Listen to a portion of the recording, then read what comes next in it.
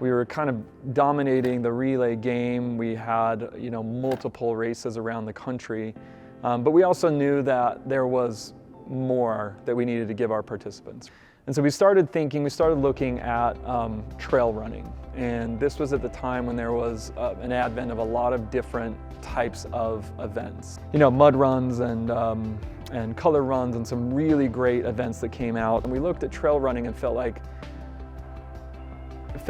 one, there just was a lot of growth opportunity in trail running, and we felt like trail running lended itself well to the sort of authenticity and the relationships that you build in a road Ragnar.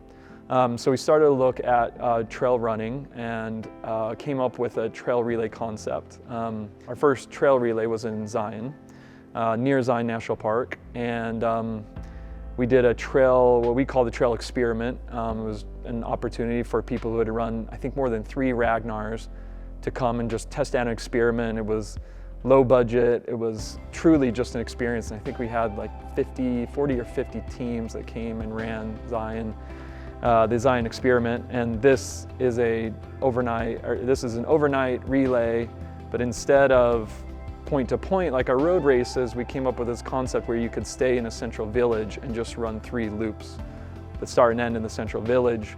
And I looked at all sorts of different events and concepts. I mean, I studied, Burning Man. I studied the North Face Endurance Challenge. There were kind of an amalgamation of a bunch of different concepts that we were thinking about. Looked at like Coachella and some music festivals and just played around with all these things. And the Zion experiment that we did ended up just being this incredible opportunity.